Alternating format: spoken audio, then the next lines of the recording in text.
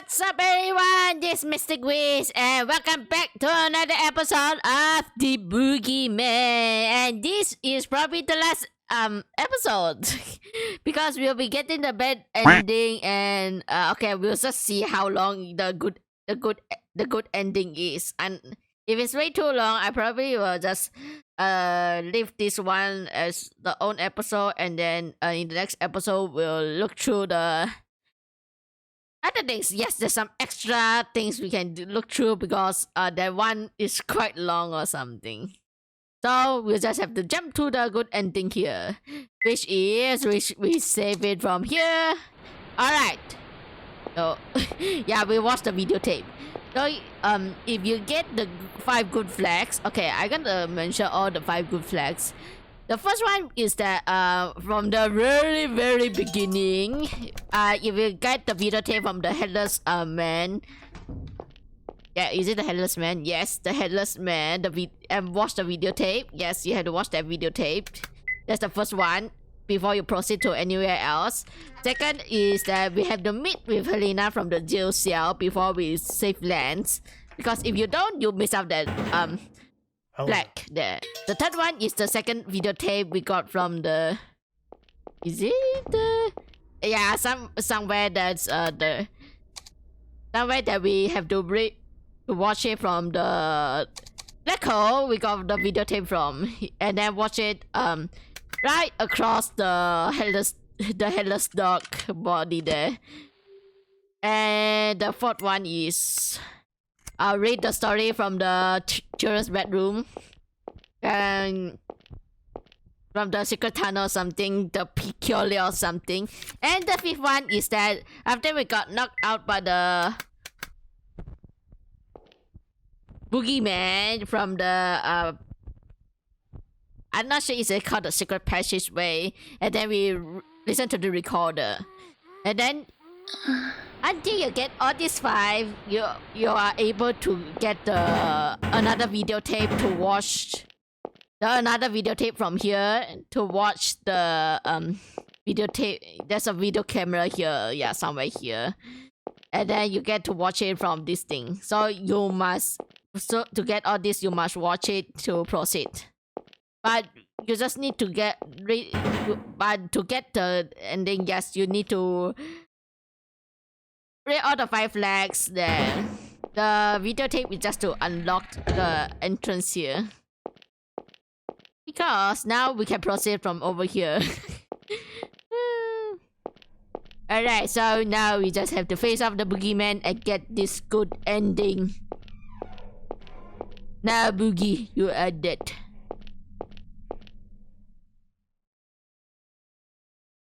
Wait, Dad. Leave the door open and don't turn out the lights in the hall. Why? The boogeyman will come.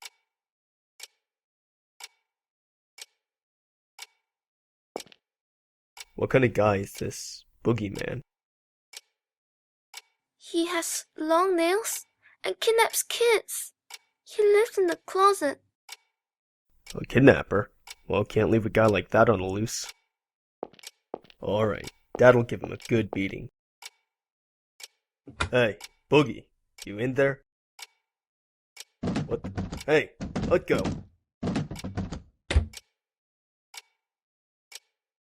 Dad? Dad! Whew, he was a little tough, but I got him good. No worries, son. Old Boogie won't come for you anymore. Really? Would I lie? Me and Mom are in the bedroom right there, you know. You still scared? Oh, need your stuffed bunny, do you? Or should I read you a bedtime story? Maybe the ones with the fairies.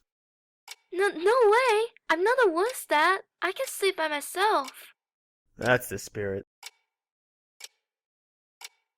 Listen, Todd. If the boogeyman comes to get you again, Dad'll beat him up. I'm not gonna let anyone mess with you or Mom. 'Cause you're a police officer? 'Cause I'm Dad. Good night, son.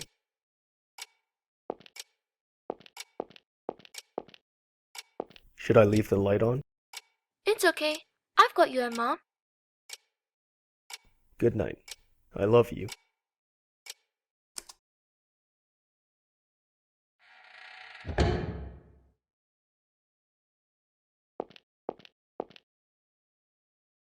Don't blame it on the sunshine. Don't blame it on the moonlight. Don't blame it on the good times. Blame it on the boogie. Have you ever thought about it, detective? Thought you have an enemy?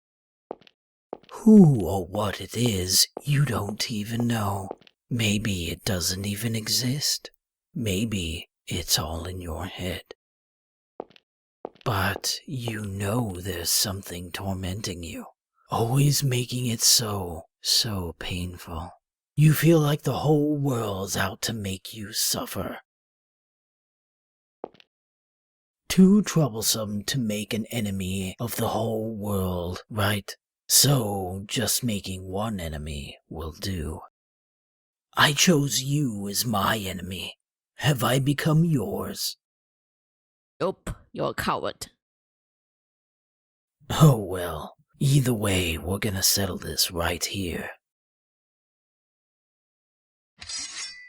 Let's end this wonderful game now. Can you beat this final boss and take back your beloved wife?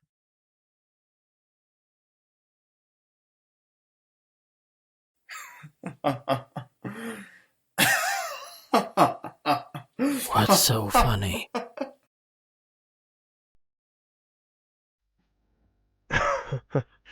Boy, you're really having a blast, huh?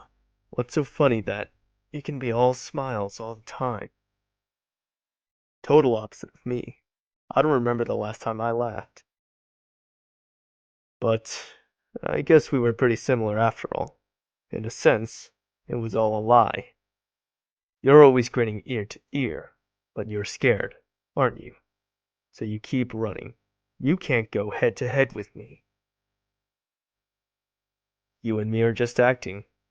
You're no scary monster, and I'm no paragon of justice. Final boss? Huh.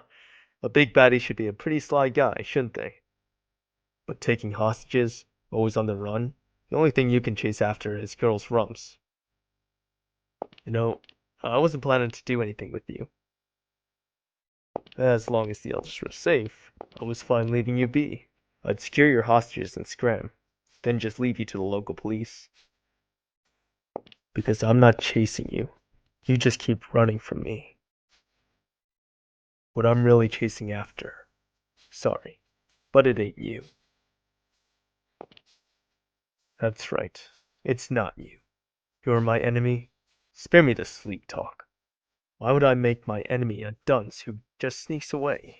A coward who hides in the closet and threatens kids. And your enemy? Not me either.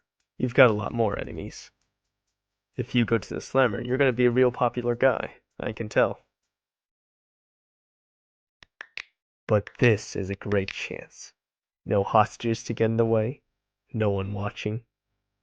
So I can do whatever I like with you.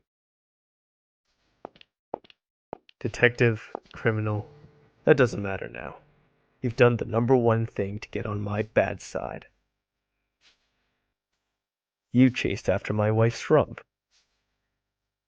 That alone is enough reason for me to beat you down. Don't you think, Boogie?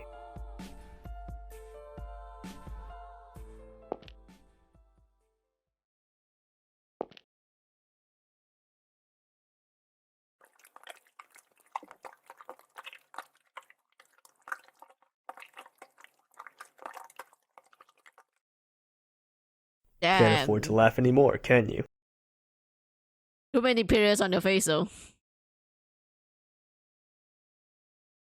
Back to your closet, Boogeyman. You don't have what it takes to make it over here. Okay, so all we need to do is so we have to press something is here that we need to press. Okay, where is it? the sub key button or something. There was something just now. I need to see. Come on. Oh yeah. And none of your jokes were funny. Now we had to use the sub key and press the Z button. Just follow the instruction of the red one. Huh. I thought you were supposed to be scary. Ooh, hoo, hoo. I just play with him then. Come on, I thought you were tougher than that.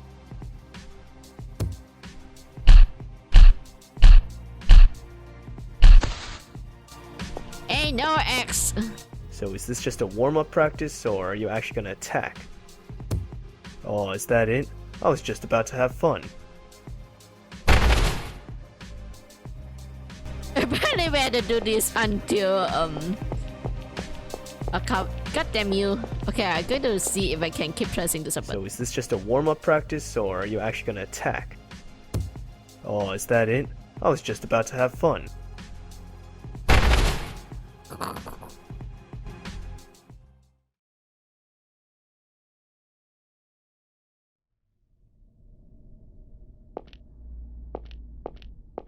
Where do you think you're going, Lance? I'm gonna find them. They've been gone way too long. Did you forget what Keith said? It'll be a burden on him to move around on our own. Well, then after all is said and done, we'll tell him we did just what he said. Of course, you might have all gone stone cold by that time. Don't joke about things like that. Sounds like a joke to you? We got 2, maybe 3 corpses around here? What part of don't you get? Stop, you two. Don't fight. We'll go search together. I'll lead the way. Sophie and Shirley, you hold hands. And Lance, you watch the rear. Papa. You really want to go? Yes, we'll be all right together. And there's something I'm curious about. What's that? This whole incident may just be a great big farce. What do you mean? Let's be going.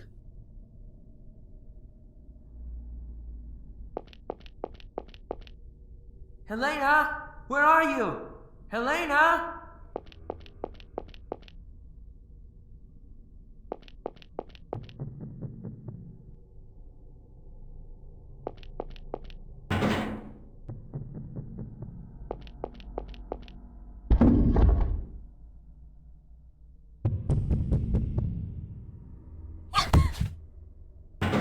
Helena, David!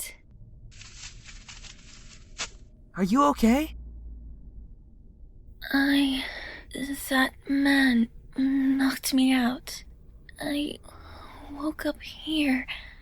I was unconscious the whole time. Keith! Helena! Keith! Where are you?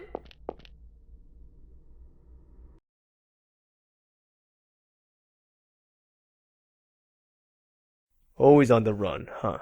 But marijuana addicts can move better than you. What's in that big head of yours?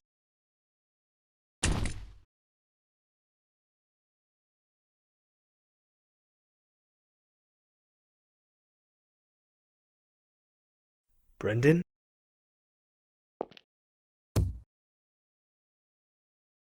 You lose. Detective.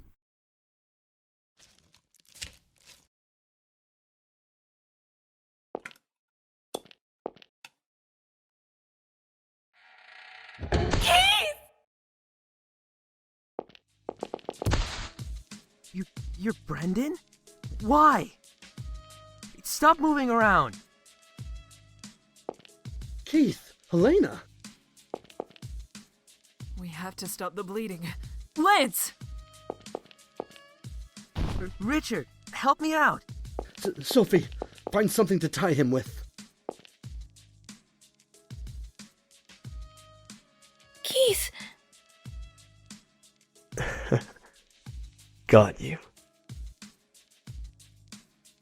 Keith?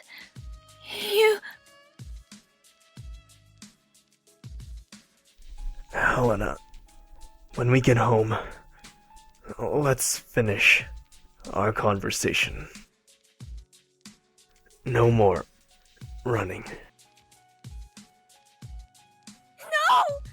Keith, stay with me, please! Keith!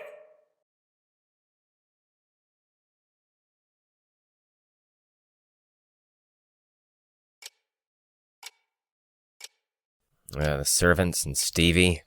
10 people died all told. I'm sure glad to be alive now. Feeling glad to even have air to breathe. Listen, don't you say a word about all this, especially not to your coworkers. If it takes money to shut your yap, I'll pay any price. Ho ho ho! Bribery! Where's that money coming from? My own pockets.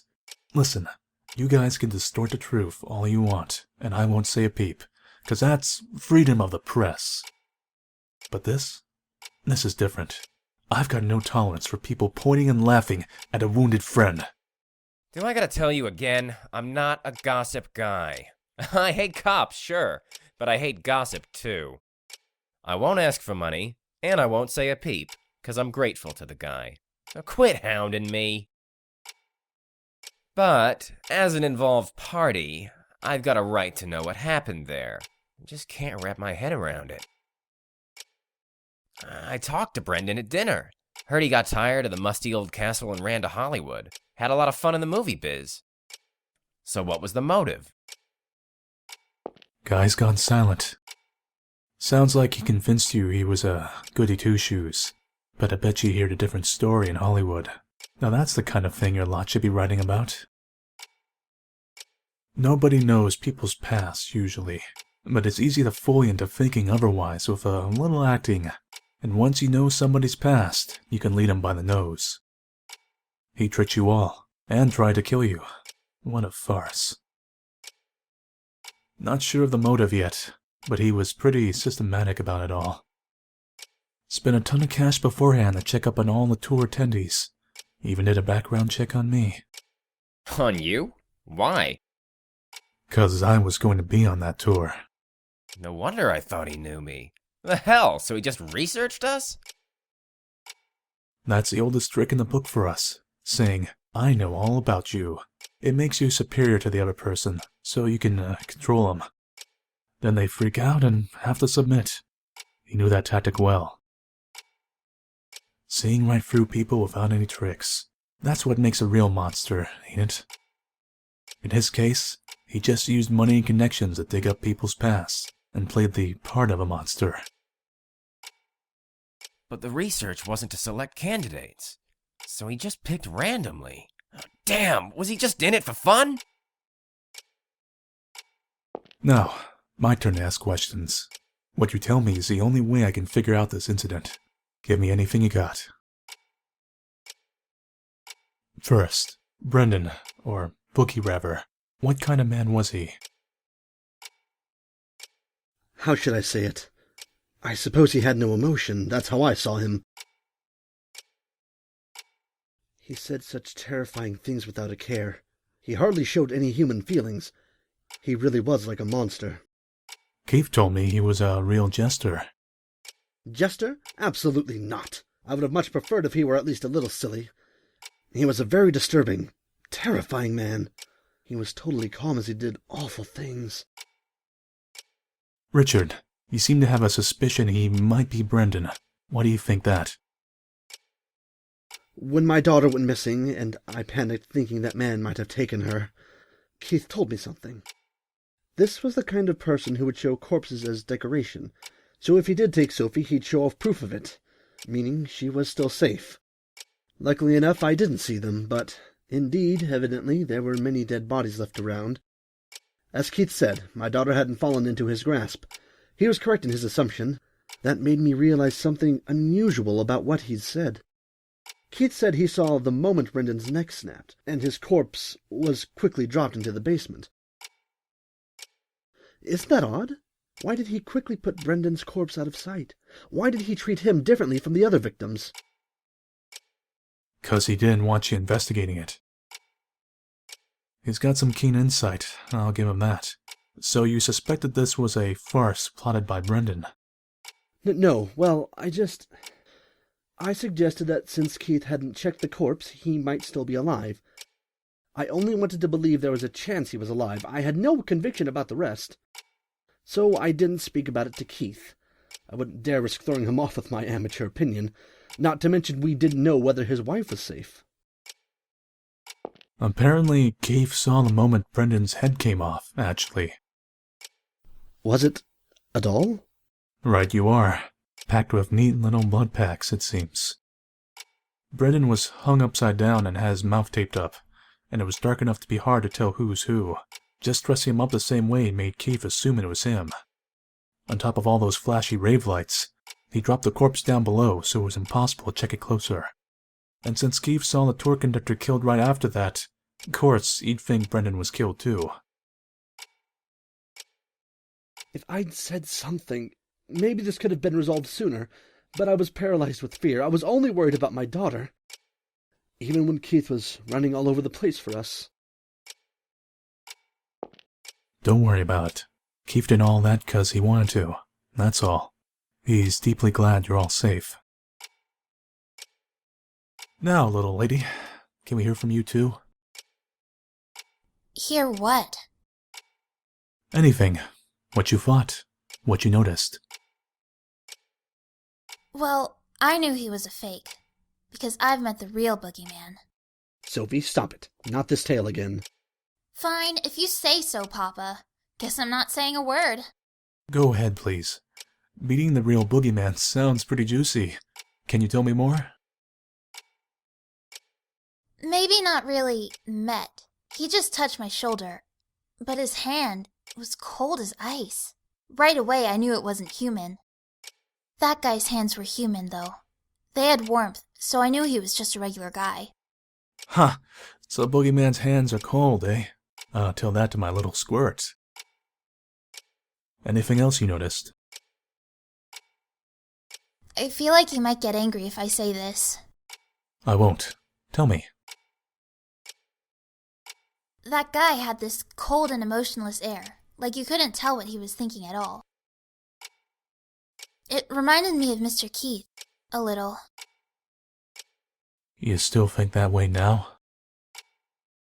Not even, because Mr. Keith got really mad at me. He was like, "Don't worry your papa ever again." Red paint? On his face? There was nothing like that. It was all red from blood spurts, though. Really? Keith told me he had a weird paint on a torn paper bag.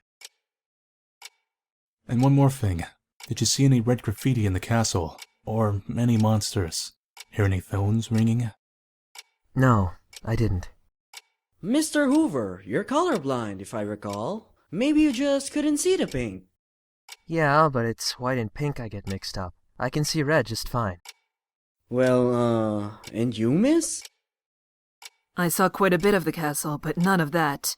Did you hear that from the others? Don't get me wrong. I don't think you're lying. The others said they saw nothing too. But then, that makes Keith the one talking nonsense. I don't think Keith is necessarily lying. What do you mean? Because people don't always see the same things you do.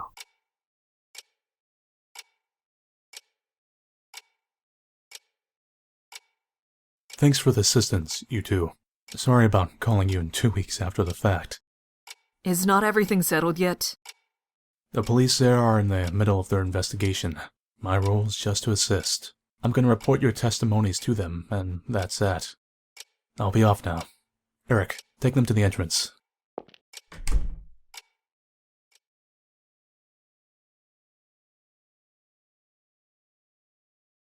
When our son died, I thought my own life was over too. I couldn't think about anything. Nothing had any taste. But tears would suddenly come anyway. I don't remember anything about what I did back then, but I do remember one thing.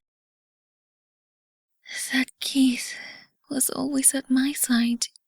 When I wailed and shouted, he'd hug me, stroke my hair, say it was okay.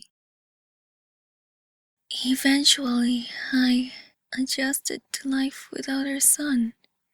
I found I could laugh again. But when I got my own emotions back, I realized Keith had stopped laughing. I had been broken, and so had Keith. Over time, I was able to heal, but he didn't. He was still stuck in the moment of Todd's death. He was always supporting me, so he never faced up to himself. I struggled to be at least a little stronger. Next time, I would protect him, since I wanted him to laugh again. But I couldn't. I couldn't repay anything to Keith. And I realized I was a burden on him that would keep him from ever walking again. So, even if we're far apart, as long as he can laugh again, then that's the best choice I can make. My wife always brings me warm milk before I go to bed. And last Father's Day, my little squirt tried cooking me a meal. I definitely don't need milk to get to sleep. And the kids cooking, I'll be blunt, it ain't good. But I'm glad for it. Usefulness and collateral don't mean a thing with this stuff. Keith didn't stay close to you expecting something in return. That's just what he wanted to do. You guys have got too much sympathy. You don't mind getting hurt for the sake of the other. But can't you notice that one of you being hurt hurts the other? You've just been getting more and more wounded as you go along. You're propping Keith up too, Helena. He can fight day after day, because he knows you're waiting at home, as much as I tease him about it. Don't think of yourself as baggage. Depend on him as much as you need. That's what he wants too. Keith grabbed my hand and smiled, even though he was stabbed and wounded. And what'd he say? Got you. 'Cause he finally got what makes him happiest. But, man, too much discrepancy between your guys' testimonies and Keith's. Just how am I gonna report this to their department? Hey, Helena, he went back home from the hospital today, right? Can I come talk with him now? I'm sorry. Before he goes back home, there's a place he's going to visit. And I'm planning to head there myself.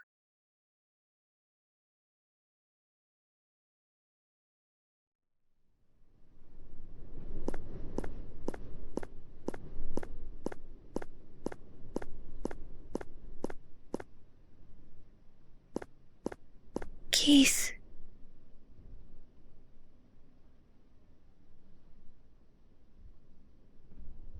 I've always wanted to cry like this.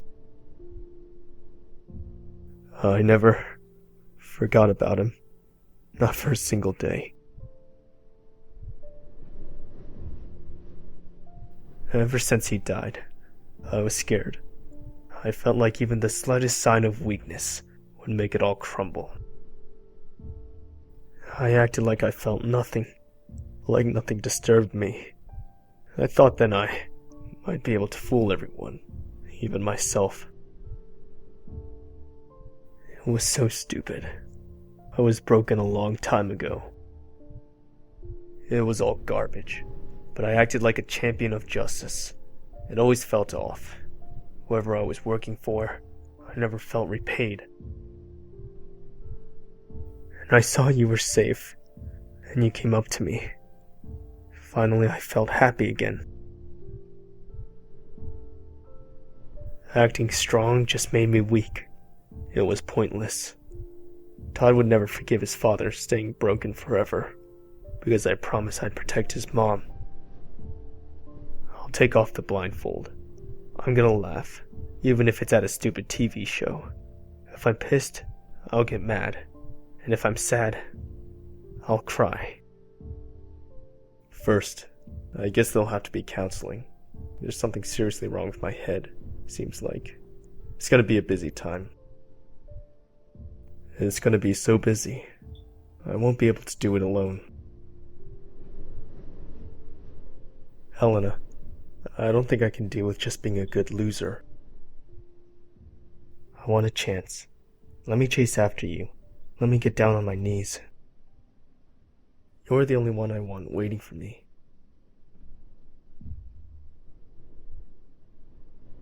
There's no need for a chance. Didn't I tell you? Divorce or decide. I've decided. Haven't you too?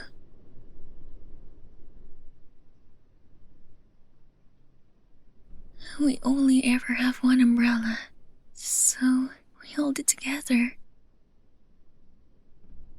And it's fine if we get a little wet, because it'll soon be sunny again.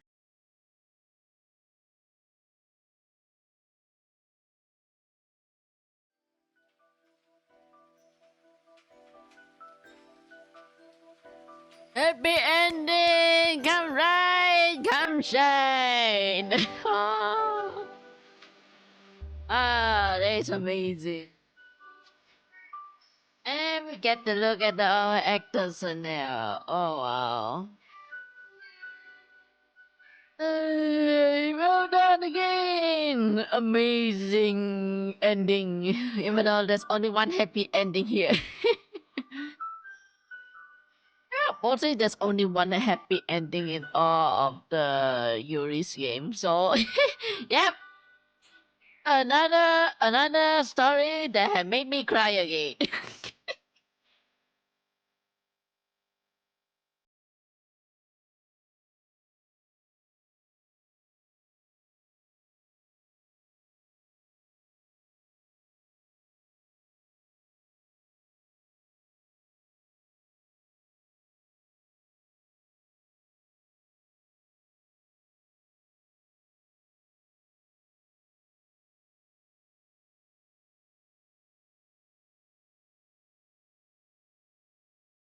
So, okay, I want to guess about this boogeyman between the Sandman and the Crookman.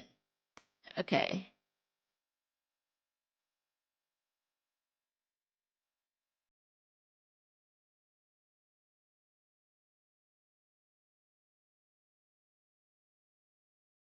So, okay, I guess the Crookman is all about Davy couldn't face out what couldn't face out about his life or something. It's like he has a bad problem with his mom. He couldn't get his dream or something. Blah blah blah.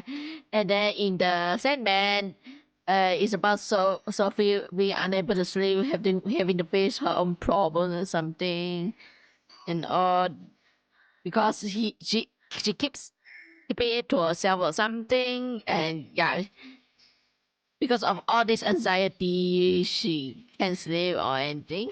And the boogeyman, I think, is all about letting go of the past or something. It's like he can't face himself to know that his son is dead or something. So he's just stuck in the past, and then he couldn't um, face up to face up to the future or something. So okay, we still have one more Straight Man series to go, and oh my god, congratulations on beating the Boogeyman, and thank you for playing this game. Additionally, so if you played the previous two games in the series, this game was fully voiced with the help of voice actors. Due to the author fatigue, there's no bonus scenario, but I did receive comments from each of the actors, so tick the up button if you're interested. Yeah. Yeah, we don't really need a bonus. I feel like it's okay. The The Something Man series has come to a turning point. The general storyline ends in the next game. I have planned for a serious and silly extra chapter afterwards, so please play those if you're interested. It's a pity is that they have to. It's like the Stray Man series. There's only 4 of them. It's like, we do want more of them. Can you do it? Lastly, once more, congratulations on beating the game, and thank you for playing. So yeah, we're just going to read. And oh my god! Okay, I know I'm supposed to be looking through all this. I feel like it's a bit longer than usual because there's a lot of characters. I looked through the whole thing. Yes, if you guys are seeing this right now, I cut through the whole thing, but I will read it in the next episode. Probably I will post it at the same day as this. For this one as well. I feel like this can be quite long. I'm not going to read it all. Never mind. So, alright. So, I'm just gonna leave this here. You guys probably won't be watching me reading all these character bios in the next episode. I know I'm supposed to be doing this in this episode, but I feel like this one could be quite long or something because inside there is a lot of dialogue talking. So if you guys want to watch it or not, I'm just going to leave it at that or not because yes, just look at it. We can see the Sandman over there. There's so much things we can look through here. Oh my god. Oh, Sandman, what are you doing? So yeah, so I'm gonna end this episode here. So in the next episode, I'm gonna read through all these things, these extra things or something, just for its own. So alright, so I'm gonna end the episode here. Hope you guys enjoyed this episode. Thanks for watching, everyone. Remember to hit the subscribe button, and I see you guys in the next episode. So good night, everyone, and I see you guys then. Okay, no more joking around.